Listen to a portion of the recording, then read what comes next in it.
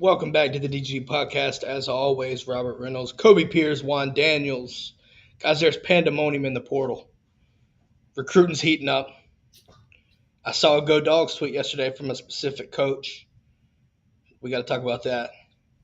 There's a lot to talk about, though. Just that being one of them. But, anyways, obviously, welcome to the DG podcast. Sponsored by BetUS, right? 125% sign up bonus when you go to dgpodcast.com, click the BetUS logo, use that code, make your deposit, get free money. It's simple as that. Use it for the damn Peach Bowl coming up. I think that'd be a good call there. But first, let's talk about this, guys. Oh, Kobe looks like he's about to say something already. He's ready to go. I didn't notice in the pre meeting thing, Juan repping the Pac-12 today. Yeah, Well, forgot about Utah. This should be the third or fourth team in there. So I'm representing them for today. Uh-oh. I'm just letting you know there's a specific granny that might come in. She might have the word to pick with you. J-O-double-G. J-O-double-G about to come in hot whenever she gets here. Forgot to message her, wake her up, She got to have her coffee and her Metamucil too, but Yep, Metamucil. that's neither here nor there. The Centrum C, the Centrum 50 and over. Jesus Christ, multivitamins galore. Yeah. Anyways, let's talk about the portal. Obviously, portal officially opened up Monday, December 5th. Did you hear about the record that was broken on the 5th? Over 1,000 kids hit the portal in one day. Crazy. Nuts. Absolutely nuts. With that being said, though, let's see how this impacts Georgia, right? I think we've already got a portal casualty in Bill Norton. But what Georgia can do in the portal, right? How Georgia can use the portal. Kobe, do you want to start? I feel like you had some words prior to. So, how do you think Georgia can benefit from the portal this season? Yeah, I think it's always just so interesting because it kind of depends, staff to staff, year to year, game to game, whatever. Like Bill Norton's in the portal, but it doesn't necessarily mean that he is not still like actively around the team. Now, sometimes it does. Like, obviously, we just don't know. We'll know when the first practice of bowl season comes out. But just because he's put his name in the portal doesn't mean that he's not working out or practicing or doing anything like that. It's because of this window is so small that, like, if he doesn't put it out there, I mean, he's only going to have, I think, like 7 or 8 days if he'd have waited until after the national championship. But my biggest one that I like is, I think his last name's Cephas. He's the wide receiver out of Kent State. Played a really good game against us this year in Sanford. He hit the portal. He is a big-bodied wide receiver that we offered.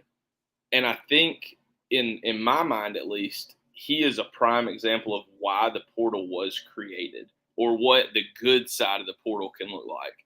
I don't really know his story, haven't really looked it up, but, probably under-recruited, maybe, went JUCO, who knows what.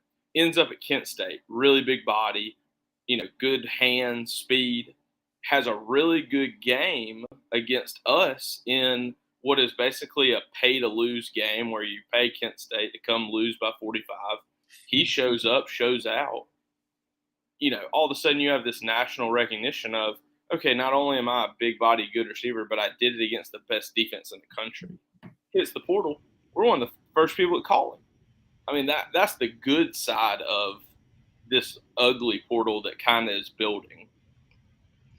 There's a lot of – listen, we talked about over 1,000 kids hit the portal just in that one day. How many commitments have we seen, though? Right? Like, I understand you want to take your time, but you're on a – I think the clarification needs to be this, right? Like, there is a window for you to enter the portal. There's not necessarily a time that you have to declare a commitment by, right? So I think, making that clear. So maybe, I always thought that, like, sitting there looking at it, right, I think you have to look at, right, the amount of kids, and they're fighting for a spot at a better school. So when you look at schools, I'm surprised you haven't saw a rush of people committing immediately. However, I think you're going to see kids try to commit early, get to school wherever they commit early, like January early, right? Get a head start on the next year. And I think, like you said, that Cephas kid, right? I think look at some other targets that Georgia's offered. Georgia's been very precise with its offers from kids in the portal. You've seen a lot. You've seen a few receivers, and to me, that signifies who they're trying to go after. Like they see the impact player potential there. Bless you, sir. Yeah. So when I see that, like you see Ra Thomas from Mississippi State, that kid had a good game against us. Cephas had a good game against us.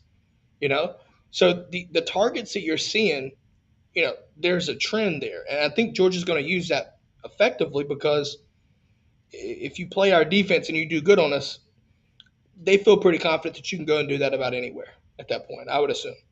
Juan, do you have anything to pontificate further with? Well, one of the things I saw was a stat that they said that 46% of these players that go into the portal end up either at an FCS school, a D2, D3 school, or even JUCO, or just not playing at all. So you're taking a huge risk, when you're jumping into this portal. And also, a lot of people don't realize, and Kobe will tell you that these scholarship offers are only good for 1 year.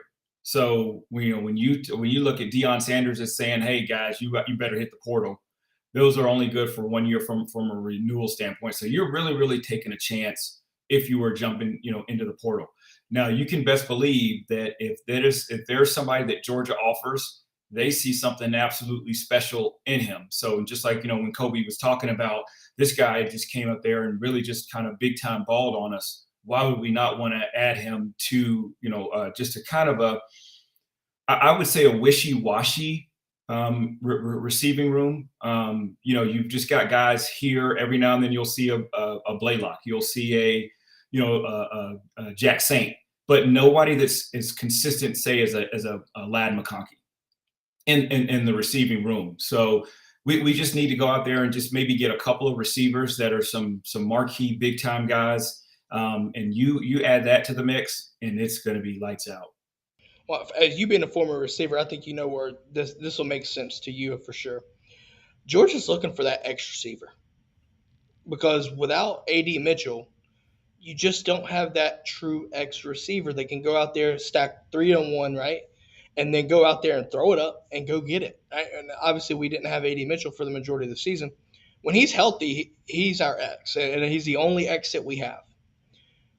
When you look through the portal, the guys that you're seeing, the staff offer from the portal, I expect us to take a couple receivers, but I can guarantee you're looking for a true X at least. Now you're looking for some speed because Todd Monken, a boy, loves some speed, right? You can see it in the recruiting class. You see it, the guys that he's offered. There's some Blazers. A kid from Austin P. I forgot his name. It's slipping my head right now, but the kid from Austin P. Blazer. Right, kid is extremely fast. So we know what we're looking for, but I think you have to fit. Like we talk about fit, and Kirby's going to get an impact player that can come in. Obviously, that's a testament of what he. Look further than last year. Not a single player from the portal, right? Not a single player. You would have to assume that he didn't see anybody. He tried. There was a kid. Was it Florida? Was it FAMU? I think it was. Kid hit the portal and then returned, or basically withdrew from the portal. As soon as that kid hit the portal, he had a Georgia offer like that. So Kirby knows what he's looking for. The staff knows what they're looking for, but they're not going to go pick kids that they feel like will not make a true impact. If there's a chance that there's not, I don't see them going for it. Yeah, and a lot of it too is attitude in that fight.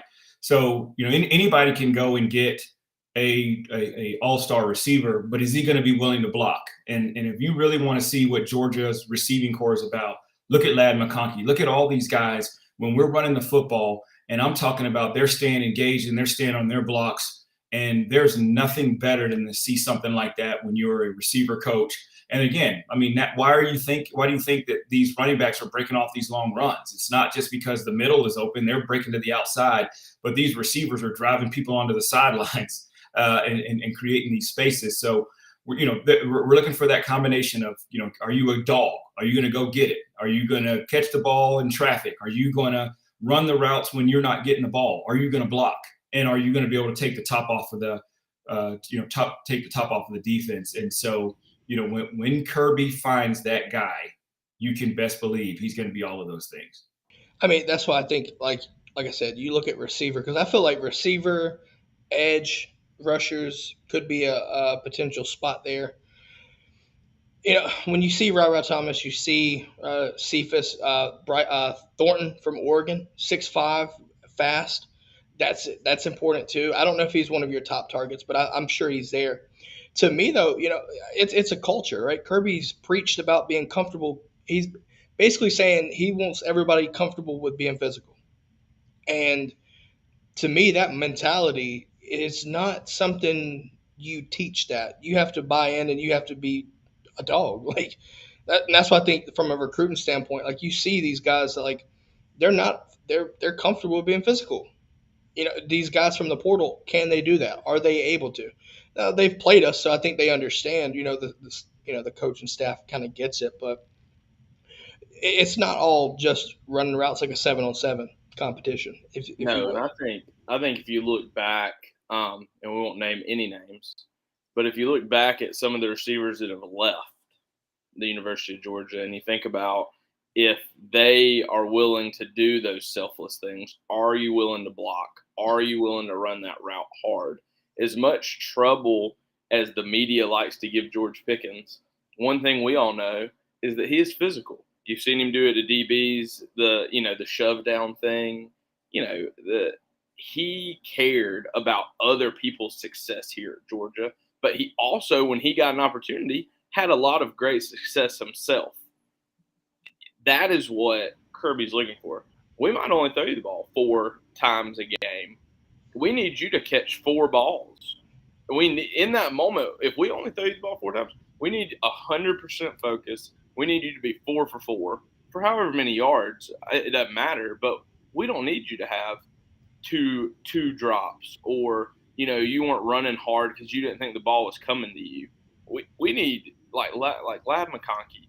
Kirby said that kid will run until his tongue hangs out, until we are having to pull him off the practice field. He's running so hard. That's what he's looking for. He's looking for that guy that doesn't care about himself or his own stats. He cares about that we are winning. Yep. And he has a group of guys that really embody that. I mean, you think about Dom and Kieris. Like, those are guys that have been here a long time that, most of the time when their number is called, they come through, but their number just isn't called a lot. He's looking for a guy that can replace some of that older leadership, and you're going to lose a couple big bodies and Darnell and some other people, and he's historically had a 50-50 guy. I mean, you look at Javon Wims, George Pickens, we need that 50-50 guy. I think A.D. Mitchell could be that guy. He just hasn't been healthy this year. So it leaves you this question mark in your mind of, well, if A.D. Mitchell gets hurt at some point next year, I hope not, knock on wood, you got to have a second one of those. You brought up Darnell Washington, and I want to translate or transition a little bit, excuse me, to some awards. Let's talk about some awards here. Last night, I know a lot of awards were not all of them, right? But if you look at it, Brock Bowers wins the Mackey, which I thought he should have won last year. Another fun fact, this might have been a Pat fact, but this is actual true fact too. First time in history in the SEC that a team has secured first and second team at a position. And what I mean by that is Brock Bowers took first team all SEC. Darnell Washington took second team all SEC. First time in SEC history, by the way. So the Dogs are continuing to make history. As KTG says, Javon Wims is his hero. He slapped old CJ. Stetson's a Heisman finalist. Hashtag Stetson for Heisman. Juan, I don't care what you got to say. Stetson, he's going to New York. I don't care if he wins it or not. The fact that he's there. I feel like where's Adonis when you need him?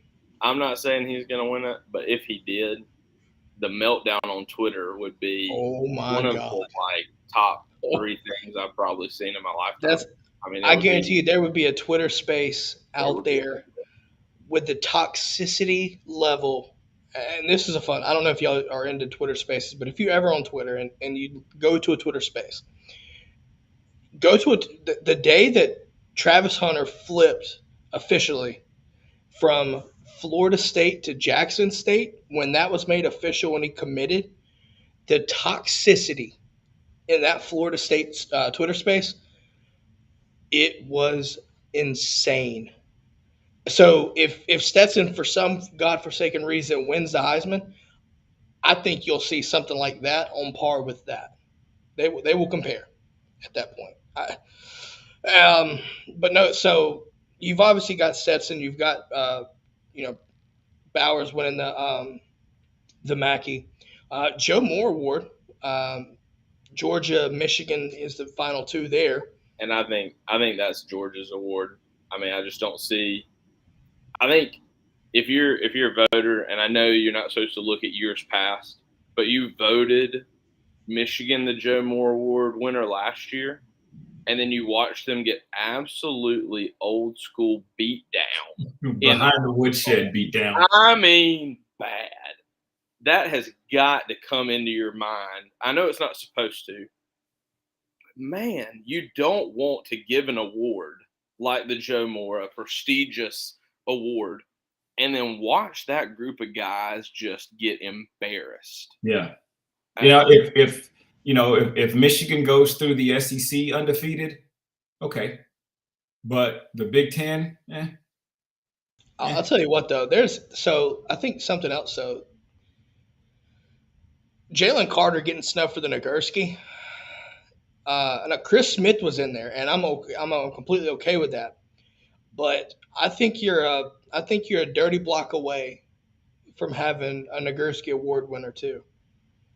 Because if Jalen Carter is healthy and playing the season, there Will Anderson would have made a case for it, but I think Jalen Carter could have took that. I think that just with the Heisman as well, I think all the awards really. I think it's this time of year that we all get into that thing. And we got into last year with Jordan Davis with some, Florida fans a lot of times would talk to you about like, oh, his stats don't match up. Like he's not that good of a player because of his stats. I think when you really start looking at these awards, like Will Anderson and Jalen Carter should have been like 1, 2 for every award defensively you probably have. Yeah, Jalen Carter doesn't have the stats because he got hurt, but at some point he's probably going to be the top defensive player taken in the NFL draft. How do you not think that he is the best defensive player in the country? I don't care he didn't play 4 games. When he plays, he is the best. I mean, you're not wrong. I think you're starting to see the national media even clamor over the fact that 100% healthy Jalen Carter or as close to 100% healthy Jalen Carter, that's scary for anybody. I don't care what you have to say. That's anybody. um, but yeah, so yeah, looking at these awards and things like that, right? Like I expect Georgia to win that Mackey Award. I really do. I really do because it's not only to me the starting five; it's the fact that we rotated guys in. You're deep, and you still continue to dominate it the way you do, right? It's not like you had your five guys and that's it, right? Like Georgia rotated what you probably played what 9, 10 guys on the year, like Seven to eight. seven Seven or to eight, eight, I would seven or say eight significant consistently. minutes, like Yeah. 7 or 8 with significant snaps, right? Yeah. That's depth, and still to play at that level, you have to look at that. You have Well, I to. think I think it's only 7 sacks on the year, which is like the lowest of a 13 game stretch in SEC in like the past 25 years. Yeah. No, you sitting there like what was it? Like Broderick Jones probably going to be a first round pick. Warren McClendon is working his way up into a high second or maybe first round pick, depending on team needs. Cedric Van Pran, best center in my opinion in the country, but it wasn't even a finalist, whatever. But I think you see him being a decent high round pick, one of the first few centers off the board. And then I just think that it's interesting to see that. I think Georgia wins that Jordan Ward Award. I really do. I think so. Well, why they win it, I think, like I said, 7 or 8 significant minutes, right? 7 or 8 with significant minutes, I should say. That's to me, that's impressive. And like I said, you're 13-0. You're about to play now. What would be interesting is I know they'll call the winner before this, but if it was a determining factor, what would our offensive line do to the defensive line for Ohio State? And then you'd have a comparison matchup, right? That would have been interesting, or that would be interesting, I should say. But yeah, it's interesting to me though with all these awards and stuff. Like, I genuinely think it's going to help recruiting in a huge way more than it's going to be. I ain't gonna say it's going to help in a huge way, but I mean it's going to help a little bit. Which leads us to our next Well, topic here. before you say that, I mean, we talk about these awards and accolades with what we lost last year. Man, oh man. And then not taking anybody in the portal last year. What does that say about the job that Kirby has done at Georgia? This is absolutely fantastic. And then on top of that, too, our favorite quarterback has hit the portal again, JT Daniels. So he'll be going to his 4th school. JT Daniels, Chris. Yes, he's going to his 4th school. Started at USC, Georgia, West Virginia, and now he's hit the portal again. So obviously Kirby knew something last year that those that were clamoring for JT Daniels, he obviously knew something that we didn't. Now I know, Juan, you got to see this guy play. There was an argument. Notre Dame fans are big mad right now because Michael Meyer, I think Yeah. that tight end did Yeah. not win the Mackey and Brock I Bowers saw did. Brady Quinn. Brady Quinn made a comment about that. Notre Dame. This is the barometer right here. You run your team through the SEC, have the stats and have the physicality, and go through these teams. Now we can have some conversation. But when you're beating North Carolina, when you're beating Clemson, you're beating all these other teams, or playing. Heck, you didn't even do that well against Stanford. Or losing to Marshall. Losing to Marshall. You know what I'm saying? So, come on. And I hate to say it, but like, we have the same argument. He was robbed last year. I mean, statistically speaking, Brock Bowers had a better year touchdown wise last year. I thought he had the Mackey in the bag. I mean, they give it to a senior guy last year. Not saying it's a makeup award this year, but it's just like, okay, this guy's had put together 2 of the best years at tight end we've ever seen in college football. How do you not think he's the best tight end in the country? Yeah, I don't this think year is different because last year, you know what? He was a surprise. This year, they knew what he had, and he still was able to perform at a high level. As we welcome in KTG, they do have the same shirt. They do have Close. They do not have the same shirt. My goodness. I just saw the red Nike check in the design. I do have that one somewhere. It just didn't make the cut today. I mean, there's still time. Hold on. There's still time. Kobe talks about cut. I think he cuts all his shirts in the back so they fit right. Yeah, I was talking like Hulk Hogan, just rip it. You know what I mean? Shreds them. And the next thing you start playing, I'm a real American. That's all I can think right now. You did speak though about just real quick, and then we'll get off awards. Just talking about individual awards don't always impact recruiting. Yes and no. I kind of think it just depends. I think it's a cool statement to say hey, we've had the best tight end in the country. So pretty much though, David Pollock in 2004. Then you had Drew Butler win the Ray Guy in 2009. Brandon Boykin won the award in 2011. And then you didn't have anybody pretty much a position player besides Brandon Boykin didn't win one since 2004. Since Kirby's been here, you've gone your first Butkus with Roquan, your first Jim Thorpe with D-Bake, your first Lou Groza with Rodrigo. Then you had Jordan Davis win the Outland. and that one. That's it. Bednarik. He won both of them. You Yeah. had your second Butkus winner ever in Nakobe. You've had your first Macchia winner in Brock Bowers. You've had your first oh Lord, what's it called? I just had it on my head. The former walk-on award. The Burlsworth.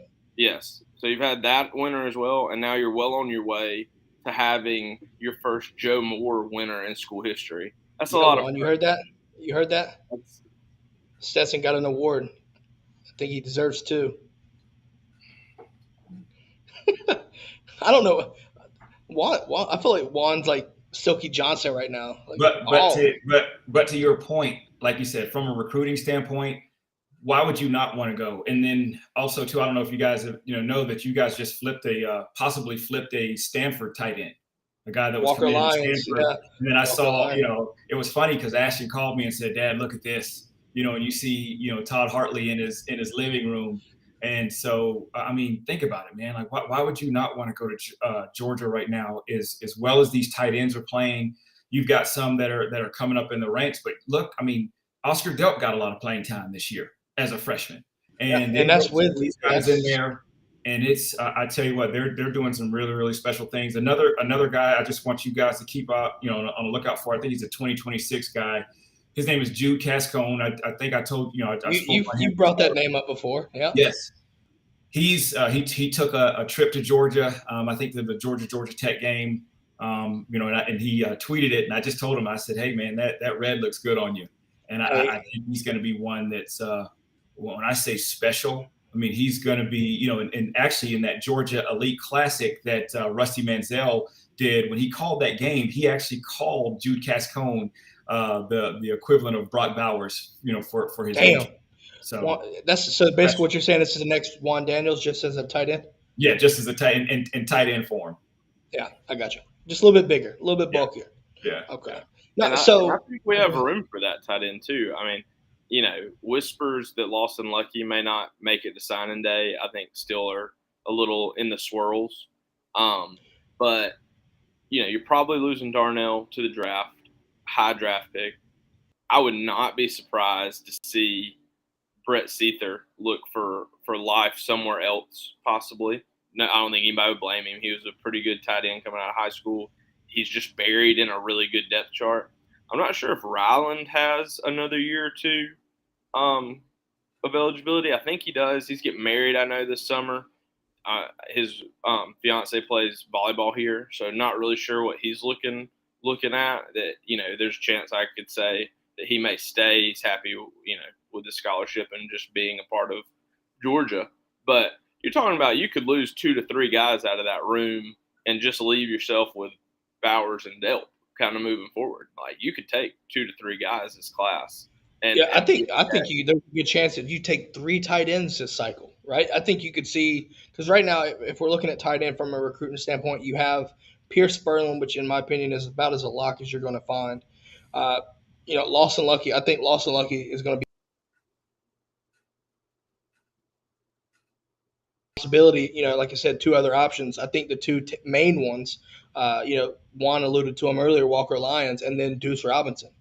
And both of these guys, like, just think about Deuce Robinson is 6'6" and a yak monster, if you will.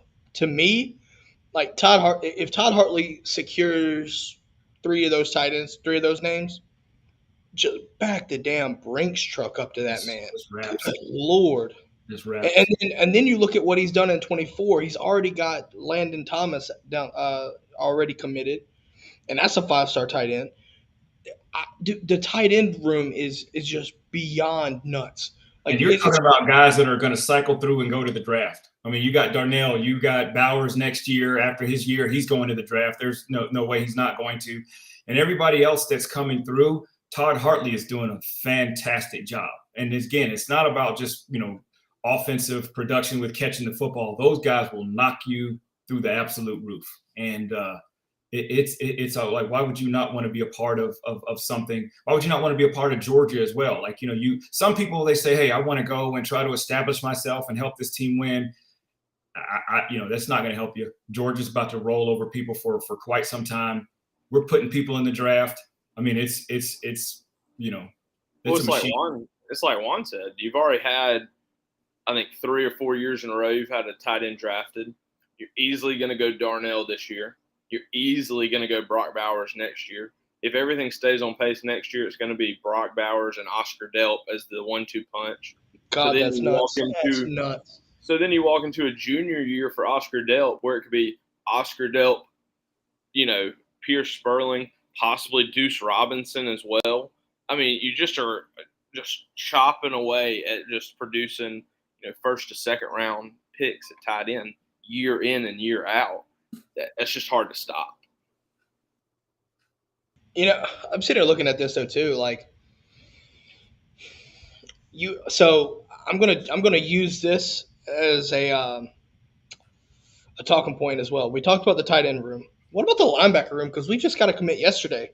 One out of Buford, by the way, which that is a school that Georgia has had an extremely hard time pulling kids out of, and you get a commit out of Buford, and I think that is a very crucial commitment because not only is he a kid out of Buford, he's a 5-star out of Buford, and in the 2025 cycle. So before you jump to the conclusion, oh, he's just a sophomore going into his junior, hell no, that's important. That's important. Well, and also too, you got Justin Baker, who is at Buford, who has has gotten an offer from Georgia. So you're starting to now get those players from Buford. And when I tell you, if you're getting a Buford product, you're getting somebody that's absolutely going to claim your clock. I mean, they really are. I would have loved to have, I know KTG's on here. I would have loved to have seen a Buford and a South Georgia team match up like Colquitt County. Valdosta, Valdosta the same class or no? Yeah, Valdosta. And that's some tough football down there. It really is. That Carrollton, coming up there winning was a shock. But if you're getting players from Bufords, from the Valdostas, from the Colquitts, and anybody South Georgia, you're going to get some guys that are just absolute punishers. So the fact that Kirby is now starting to keep these key players in state, watch out. Well, especially the 25 cycle, because the 25 cycle is stupid in the state of Georgia. It is stupid how deep that class is going to be. Back to back, 24 cycle too. Yeah, 24 cycles a monster. 24 cycle has 5 of the top 15 players in the country are all from Georgia. I mean, that's insane. I'll tell you what, though. We're talking about a class 25, so I'm going to stick around it, man. I made so on Patreon, I typed up something about Bryce Davis up here in Grimsley. First year in varsity, right? Some of the stats when I finally sat down to do some stat crunching were just mind-boggling to me because, obviously in the state of Georgia is a lot different, right? 4A is the highest here, but when you look at 12 sacks as a sophomore, right, first year on varsity, and in comparison, the next highest was 3. 27, I want to say hurries, quarterback hurries. 80 some tackles, 24 tackles for loss, like all that stuff right there. Like as a sophomore, with him going to get better, 2025 is already setting up to be a ridiculous class. And is it Jaden Perlotti or Jaden Perlow or Perlotti? It's Perlotti. I thought so. Like the one-man potty. Yep, I thought so. I just wanted to confirm. But yeah, no, you had him in the class already. There's a chance with him, being in this class this early, you can. That's a keystone recruit to help build this class, if that makes sense. So it seems like, oh man, the Granny's in here. She caught Mr. Daniels. What is he wearing? Apparently, it's a badass shirt. Oh man. Stick around later for Juan's Pac-12 After Dark show. We're not condoning. This is. Oh man. Oh boy. Oh man. So talking with Rudes, he's not able to be here, but here you go. Yeah. Oh my gosh. Never gets old. Yeah. I figured Pat and Rude's in here to have it. Get one. Had to do something like that. Yeah, so you got to make one laugh again already. Yeah, one laugh today. Yeah, you did. Man, doing the Lord's work, Kobe. Caleb, are you going to the semi? Thinking about it. I haven't decided yet. I have tickets if I need them, but I don't know yet. Yeah. Are you talking about the Ohio State game? Yep. Yeah. Yep. You going? No. I'll be around the house. Ashton will still be home, so and he's even though he's still a Georgia fan, I don't think he wants to go to the Georgia. Understood. Yeah. Yeah. Fair enough. Speaking of Ashton, I got something big planned here soon in the future on my show. I'll talk about that later, but Okay. it's pretty interesting. Okay. Cool. He ain't trying to spill the beans. What he's saying right now. I mean, I can. I we're can just make it a peasants. DGD Well, we're just exclusive. peasants. We're just peasants here. That's all. Yeah. I can make it a DGD exclusive. It ain't even been it's up to you. It's up to you. So, all right, Rob knows Quan. Pat knows Quan. Me and Quan are doing a dual head-to-head NCAA 14 dynasty mode. We'll be going head-to-head. I chose Stanford. And Ashton's going to be my starting quarterback. So I did that. I was like, I need to do this for one. I figured Yes, sir. Yes, sir. Ashton's going to be the starter, and I'm going to go to Stanford. That's what I'm talking about. So apparently that is GOAT approved. Yes, sir. Oh yeah, you already know. Yeah, he. It was funny. He had a podcast. He was on a podcast the day before yesterday, just talking, a couple things, and so he's, waiting to see who's going to be the coach. I was about to ask that. Like, I know with Shaw resigning, right, and like there at one point, the last thing I heard, there was talks about Jason Garrett being a finalist for it, but then he declined tweeted last night. No, you got the guy from Sacramento State. So you got, and then they're looking at the Baltimore, the Baltimore Ravens offensive coordinator. So. I'm just curious. I think Stanford's got some talent there. If you get the right recruiter, I think it could be interesting there. But I mean, I don't know much about the Pac-12. Juan, it's a double-edged sword, and this just kind of tells you the difference between the two programs, right? So, unfortunately for Stanford, they're not able to go into the portal and get those guys. They have to be graduates. So what you have to do is crazy. You have to get into graduate school just being a regular student, and then you walk onto the team, and then you're offered a scholarship if you can make it. So, and then the university only allows you to go get maybe 2 to 3 tops. So you take a look at a USC, and they went and got 33 guys last year. And now they had an opportunity for the college football playoff. You look at Colorado had 200 people already reaching out to Dion trying to get into, trying to get there. So these teams are going to have quicker turnarounds. Now, the other side, though, is look what Georgia did. Again, we talk about it last year. They did not take one single transfer. They lost all of those people. So you can tell what type of a coach, what type of coaching, what type of atmosphere, everything that's involved in Georgia is top notch. And so in order for Stanford to even compete, they're going to have to get the likes of a Kirby Smart that's going to have to, eventually build a dynasty to where they're going to be successful in the Pac-10, not to necessarily win, or Pac-12, not necessarily win it, but to be successful. So are you basically saying that, the portal's kind of like a slow bleed for Stanford? If you lose 12, 15 guys, which obviously probably not. And we've already lost plenty. But you're just going to be short on roster next year? Yeah. You know what I mean? Like, you'll just be down those guys. We'll be down. Yeah. So when I was talking to Ashton the last time, I want to say with the guys that's left, they're almost down to like 70 guys right now. Talk about disadvantage. Like, even Vanderbilt, I remember reading at one point, like Vanderbilt only carries like 90, right under 100 guys on roster year. Yeah. You got to realize we have 135 bodies. And it's not just bodies, man. We're talking about some monsters. And then you put them through that workout program, and you give them that you're elite or not mindset. But I'm just saying, like, even to run like scout team, like I'm saying, like, even the walk-on guys, like, we have the maximum amount of bodies that we have like a first and second team scout team on offense and defense. Gosh. By the end of the year, it's a little shaky. You're rotating some guys. Right. Early in the year, I mean, you're getting the best look from, like Jamal, like next year when he signs and everything, Jamal will be your scout team defensive lineman probably for the first wreaking 4 havoc. to 5 weeks. Yeah. Easily, you know.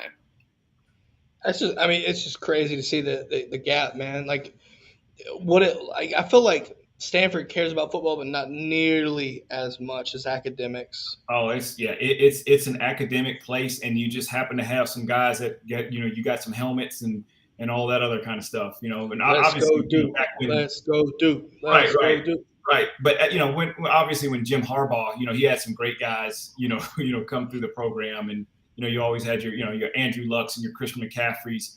Those are those once in a lifetime. But just to get in is difficult, man. It's not as easy as for most of these scholarship, or you're trying to get a scholarship, and you have to have had all AP courses, and the minimum is 1100 on your SAT, whereas to get into regular college is 700, and you're in. If you don't have an 1100, they're not even looking at you. Well, I mean, you just look at like the day of the portal. I mean, I'm not saying Andrew Luck or Christian McCaffrey are going anywhere, but in today's day and age, if you had an Andrew Luck or a Christian McCaffrey pop up at Stanford, everybody's gonna be like, "Man, we'd really like to get him out of there." Yeah. What money is it gonna take to get him out of there? Yeah. You're right. So I don't know if KTG knows his backstory on Ashton. One, the reason why I was saying let's go Duke, one, it pisses KTG off because he's a Carolina fan, but two, Ashton, if I'm not mistaken, one was down to Stanford and Duke. If I'm not mistaken. Yeah. Well, so he was down to Stanford, Duke, and then South Carolina. Okay. And with Beamer being a first year guy, he wasn't crazy about that. Duke, he found out, one of the things that kind of deterred him from there was, all 4 years or 5 years that you're there, you have to be in a dorm. So you don't get an opportunity to move off campus to be in an apartment or something like that. Welcome to private institutions. Yeah, exactly. So like, you're in a dorm the whole time. Plus, I mean, he made the right decision at the time for him because Cutcliffe left literally like right after that class. He resigns. So that was, just one of the things that was, kind of messing with him. Yeah. So that's the reason why I brought up that, KTG. I know it pissed you off. I get it. It's hard to get mad when we whoop Coach K at home and in the Final Four. North Carolina. I mean, I'm over Duke. I'm over that. That rivalry's dead. I'm over it. Where are y'all ranked, by the way, right now? Hey, KTG is dead like the Alabama-Georgia rivalry. Yeah, it's dead. It's dead. Hey, last question. Where is North Carolina ranked right now? Moving on. Who's got more titles though? We'll keep it at that. We'll just be quiet. Hey, North Carolina wasn't ranked at this time last year either, and we went all the way to the finals and beat Duke twice. Bad. Daddy Caleb Love's still there. You'll be all right. Anyways. Yeah, Armando Baycott's still big ass. Hey, Baycott is a beast, man. Yeah. Absolutely. But Caleb Love owns Duke. That's a fact.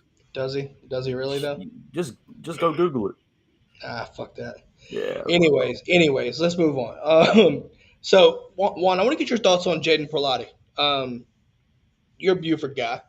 Yep. So I had an opportunity to coach Jaden Perlotti for FBU.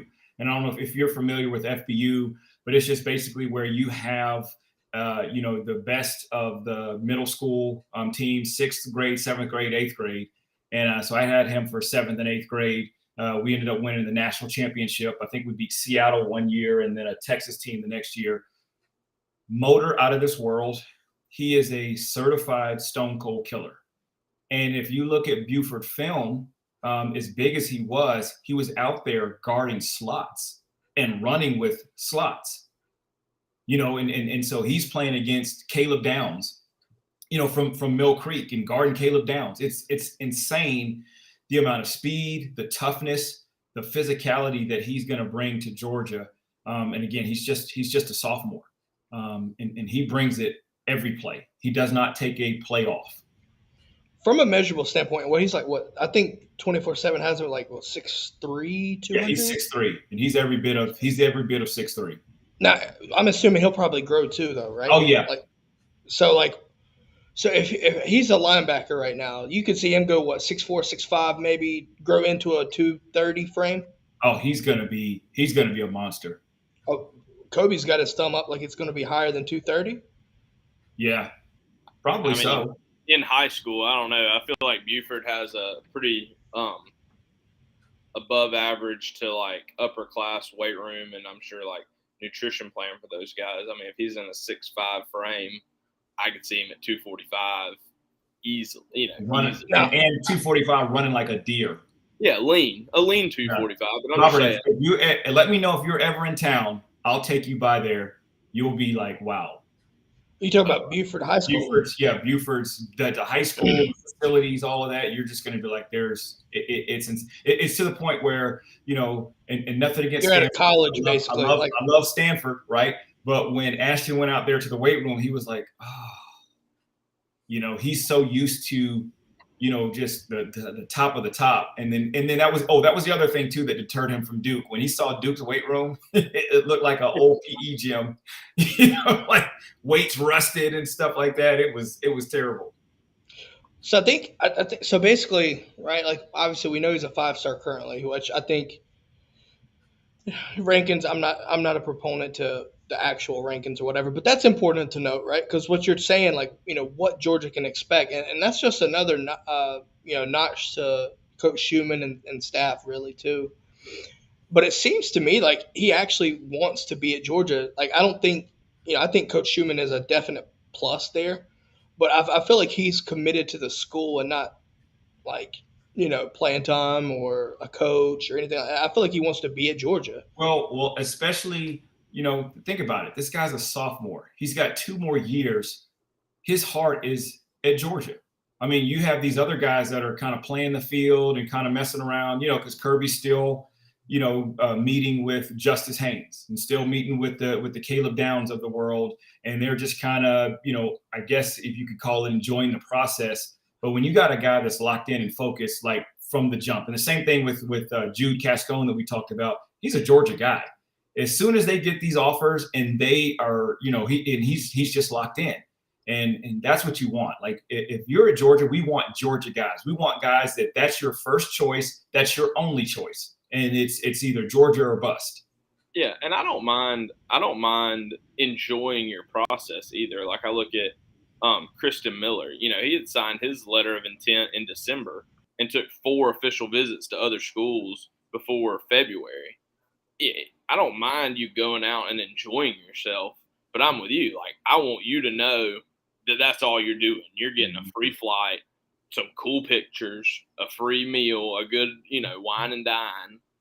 But at the end of the day, that it's just because the NCAA gave you 5 of those. Yeah. And you don't want to take all 5 of them to the same place. You want to go out to Oregon. Like he went out to Oregon with Dan Lanning. He went to Ohio State. He got, did some things that are fun and memorable things.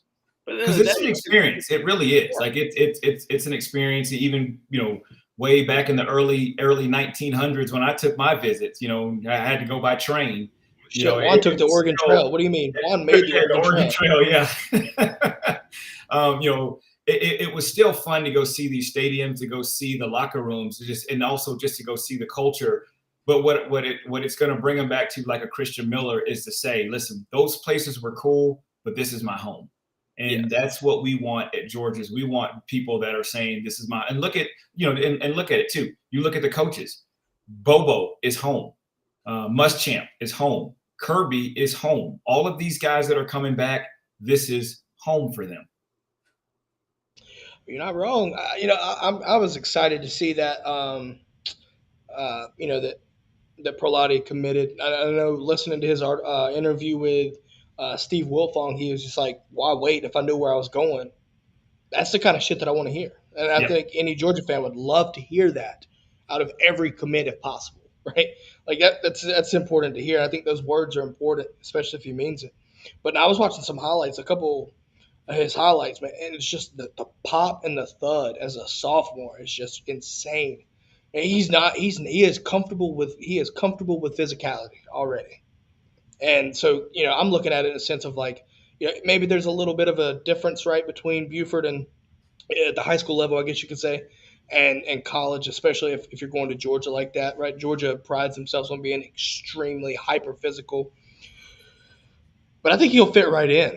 I really do. And I'll tell you this. So, and listening to Ashton talk on the podcast, they just really talked about, Ashton, talk about the speed of the game from high school to here, and what's different. What are the things that are different? And he said, to be honest with you, there wasn't a whole lot of change because of how Buford prepared him. So when I tell you that you're getting a product from Buford, he's going to come in there and be ready. Don't be surprised if you see him, getting some early snaps, because like you said, of the physicality. I mean, look at the same thing from Malachi Starks. To think that Malachi is going to go and start for the defending national champions, you were just kind of like, oh man, I don't think that that's going to be possible. And look at him. So these schools are preparing them for this physicality, for this next level. And I think that these guys, especially these Georgia teams, are preparing them to be great. Look at us. Look at us. Who would have thought? Look at us. That's what I got right there. But I projected. I think he would be a good outside linebacker in this class. I feel like he's going to be too long to play middle, and he's too athletic to play middle. So I think you see him as an outside linebacker. What do you think? Do you think he goes outside linebacker, or do you think he goes to edge, perhaps? I think it all depends if he grows. Yeah. Well, fair.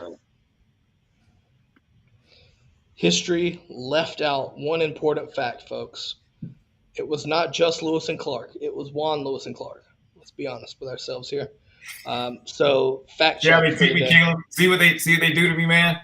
I know. Man. Apparently, they make him not great today. Apparently, not be all great. Right, That's what happened. I got to roll. Absolutely, sir. Thank you for coming on, and have a great day, sir. So I need to ask you a question. Since you created the Oregon Trail and you were with Lewis and Clark, what territory was your favorite?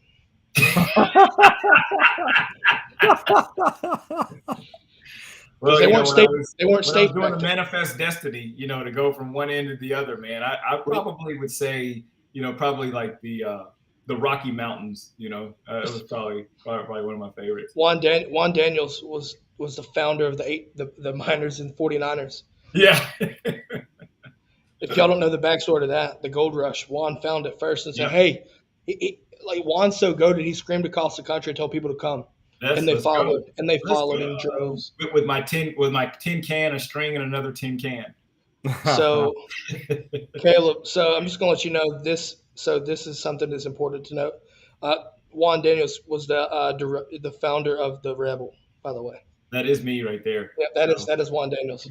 Just one of my still portraits. We're gonna have to come up with. I gotta be creative. I got something up my sleeve. I think Juan's gonna get caught slipping here. I'm gonna throw. You talk about like hell. Was it Pat told me one time? I gave you a layup to get you to laugh. Now I'll give him a slam dunk next time. Watch. Hey Caleb, when is that game? When are you gonna start your dynasty? Probably next week, hopefully. My PS, I was supposed to start it Wednesday, but my PS3 for some reason wouldn't work right. So hopefully next Wednesday. Okay. I'm gonna have to check it out. Plug the show, man. Plug the show. KTG13 TV. Facebook.com/KTG13 TV. Yeah, we're gonna have Ashton at the quarterback, man. We're gonna bring Stanford a title. The trees are coming. Yes, sir. Until he plays Georgia, then I'm sorry, but it happens. It's funny. I played that 2008. I played the 2008 NCAA, and I ran with Stanford, but they didn't even give me a chance. That was with the old BCS, so they didn't even give me a chance, man. I'll tell you what. Since we're talking games, dude, Tecmo Bowl, right? The cheat code for that was Juan Daniels. Oh man, come on, dude.